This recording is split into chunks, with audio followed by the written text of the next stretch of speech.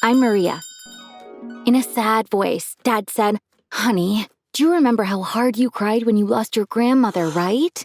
Think about that day. You were so sad because you weren't going to see her again. Are you getting emotional already? Don't hold yourself back. You'll feel better if you cry." He looked at my eyes carefully to see if I was crying or not. When he realized I wasn't, he was disappointed. "Maria, come on. Can't you cry just a little, please?" he begged.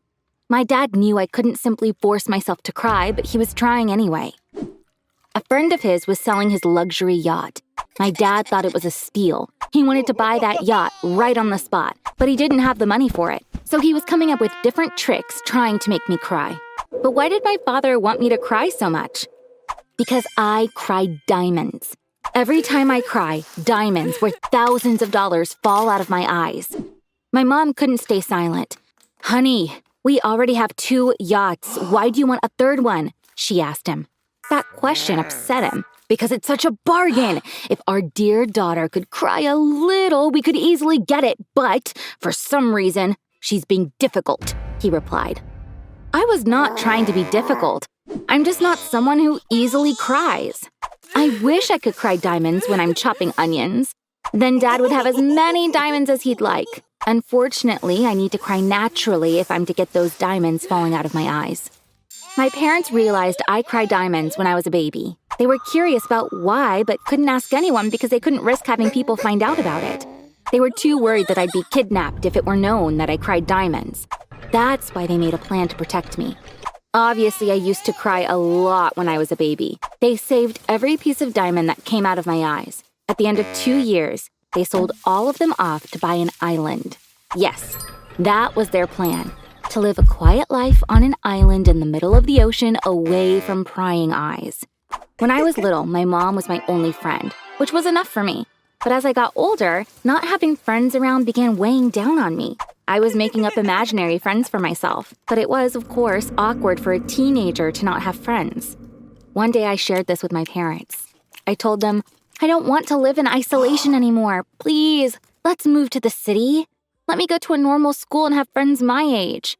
My dad got angry. "Maria, are you out of your mind? That would be too risky. Please, don't even mention this again," he yelled. I was really sad when I heard that. I began to sob. My dad shrieked with joy when he saw me crying. He grabbed a bag and began collecting all the tiny pieces of diamond that were dropping out of my eyes. I couldn't stop myself even though I was annoyed by what he was doing. I cried for some time. In the following days, my dad came to my room frequently. "We're going to live on this island until the end of our lives," he said, bursting out in laughter. I began sobbing, and he got himself a small fortune every time. My mom finally realized he was doing this to make me cry. One night, they got in a huge fight. "Do you realize that you are making our own daughter cry? I can't let that happen. Maria and I are moving to New York. I'll do my best to give her the life she's dreaming of," she said. Of course, my dad opposed it, but Mom had made up her mind. After a long fight, he had to accept it. "Okay, but I'll come with you. We have to protect Maria. You know what might happen if they find out she cries diamonds," he said. That night marked a turning point in my life. We moved to New York shortly after.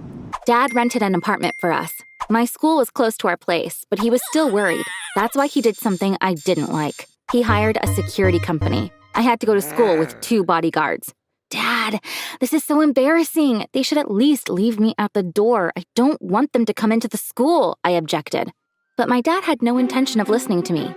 "I talked to the principal. The bodyguards will be with you wherever you go, including in classes. End of discussion. Or we go back to the island," he said. I felt awkward walking into the school between 2 bodyguards in the morning. Everyone was staring at me. Naturally, no one came to talk to me. I've been dying to make friends, but I wouldn't blame anyone for not wanting to get closer to the girl with 2 heavy-set bodyguards. The next few days were virtually the same. Kids started whispering to each other whenever they saw me.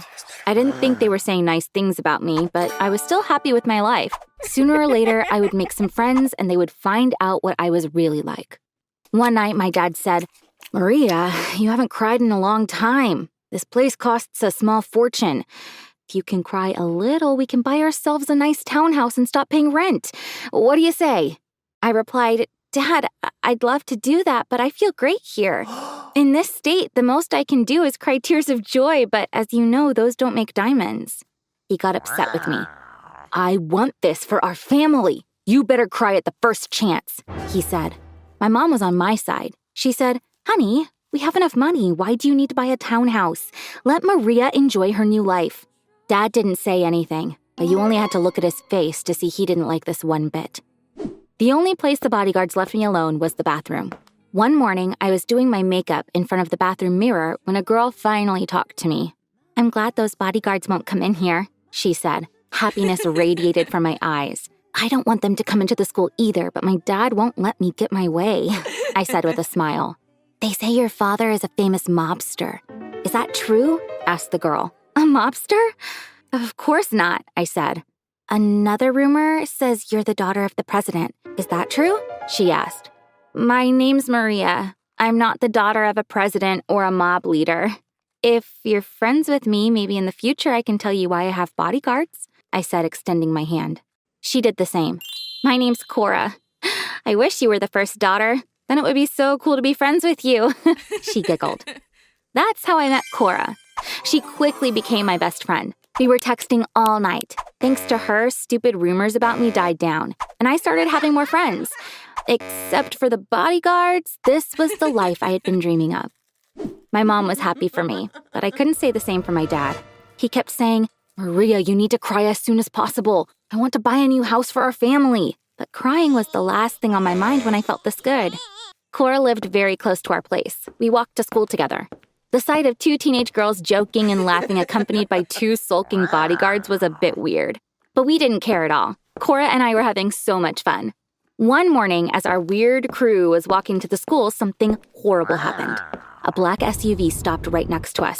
Two men who jumped out of it grabbed and forced me into the vehicle. Thankfully, my bodyguards interfered. There was an altercation between them. The bad men got into their SUV and drove off. Both Cora and I were terrified. The bodyguards called my dad. My parents came and picked me up immediately. I went back home with them. My dad said, it looks like someone knows you're crying diamonds. You got lucky this time, but they won't stop following you. We need to return to the island immediately. That's the only place where you'll be safe. My mom was still in shock. You're right. Let's go back to the island. It's too dangerous for Maria to be here, she said, agreeing with my dad. I didn't want to go back there. I started crying. Maria, we need to do this. Please try to understand, my dad said and proceeded to collect the diamonds. He looked pretty happy. If we returned to the island, I'd cry all the time just like he wanted.